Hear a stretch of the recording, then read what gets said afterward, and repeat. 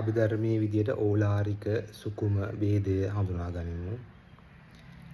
රූපය චක්කු සෝත ගාන ජීවහා කාය රූප සද්ද ගන්ධ රස පොට්ටබ්බ මෙන්න මේ දස ආයතන ඕලාරික සුකුම රූප උපාදායි රූප.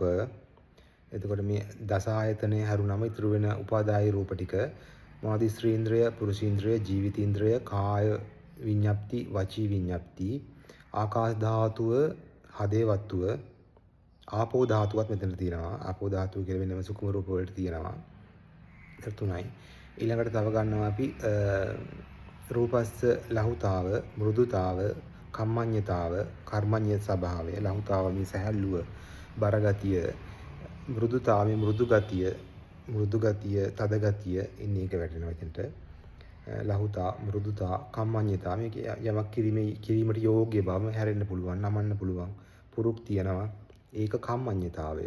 කර්මඤ්ඤතාව, කම්මඤ්ඤතා කියන්නේ කර්මයම විද්‍යාමාන වෙනවා. කම්මඤ්ඤතා. ඊට පස්සේ රූපස්ස උපචය මේ හට ගැනීම රූපේ පටන් ගන්නකොට පොඩි රූපයක් විදිහට හටගත් එක. දැන් මේ ලොකුවට තියෙනවානේ. රූපස්ස උපචය, රූපස්ස සම්තති මේ එක දිගට ගලාගෙන යන රූප ගොඩක්, රූප කලාප ගොඩක්. එක රූප කලාපයක් නෙවෙයි, රූප කලාප ගොඩක්. වෙන් වශයෙන් ආකාශ ධාතුවෙන් වෙන් වෙලා තියෙන රූප කලාප ගොඩක්. රූපස්ස උපචය, රූපස්ස සම්තති, රූපස්ස ජරතා මේ දිරීම, කැඩීම, දත් කැඩෙනවා, හැම රැලි වැටෙනවා, කේස් වැටෙනවා. ජරා රූපස්ස ජරතා, රූපස්ස අනිච්චතා මේ රූපේ විනාශයට යනවා. රූපේ මරණයටපත් වෙනවා. අනිත්‍ය ලක්ෂණය ජරා මරණ වලින් කෙරවල වෙනවා.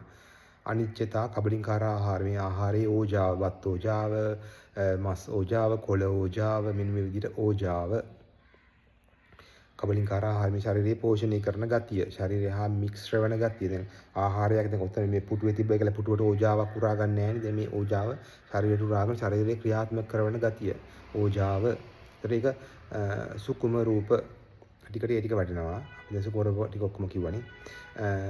ඊට පස්සේ තියෙනවා ඕලාරික වේදනා සහ සුකුම වේදනා. මෙන්න මේක හරියම වැදගත්. ඕලාරික වේදනාව කියනතොර කුසල අව්‍යාකෘත වේදනා සුකුමයි. ඒතර අකුසල වේදනා ඕලාරිකයි. අකුසල වේදනාව ඕලාරිකයි. අකුසල වේදනාව මගේ නෙමෙයි. දුක්ඛ වේදනාව මගේ නෙමෙයි. සුඛ අදුක්ඛම සුඛ සුකුමයි. ඒතර දුක්ඛ වේදනාව ඕලාරිකයි. අකුසල වේදනාව ඕලාරිකයි. සංඥාව. ඒතර ගන්නවා ඕලාරික ටික විතරක් ගන්නවා මුලදී පැහැදිලි වෙන්න.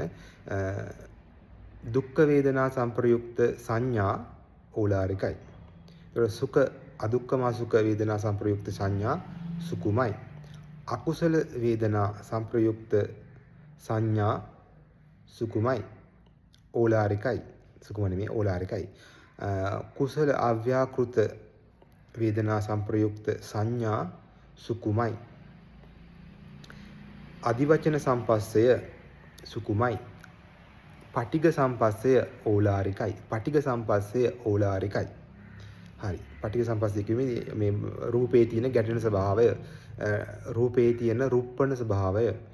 අදිවචන සම්පස්සය කියන්නේ නාමයේ තියෙන නමන ලක්ෂණය, අරමුණට නැමෙන ස්වභාවය, දෙක අර්ථයක් නමක් දෙන ස්වභාවය, නාමය. එතකොට අදිවචන සම්පස්සය සුකුමයි, පටිඝ සම්පස්සය ඕලාරිකයි.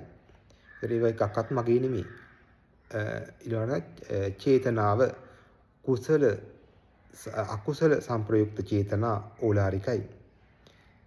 කුසල අව්‍යාකෘත සංප්‍රයුක්ත වේදනා සුකුමයි. දුක්ඛ සංප්‍රයුක්ත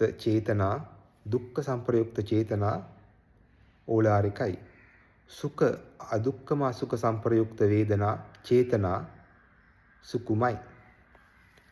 හරි. ඊට පස්සේ විඥානයත් එහෙම තමයි. කුසල අව්‍යාකෘත සංප්‍රයුක්ත විඥාන සුකුමයි. ඒතර අකුසල් සංප්‍රයුක්ත විඥාන ඕලාරිකයි. දුක්ඛ සංප්‍රයුක්ත විඥාන දුක්ඛ සංප්‍රයුක්ත විඥාන ඕලාරිකයි.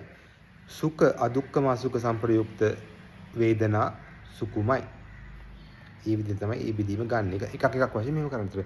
මේ අකුසල් වේදනා මගේ නෙමෙයි. අකුසල් වේදනා සංප්‍රයුක්ත සංඥා මගේ නෙමෙයි. අකුසල් සංප්‍රයුක්ත චේතනා මගේ නෙමෙයි. අකුසල්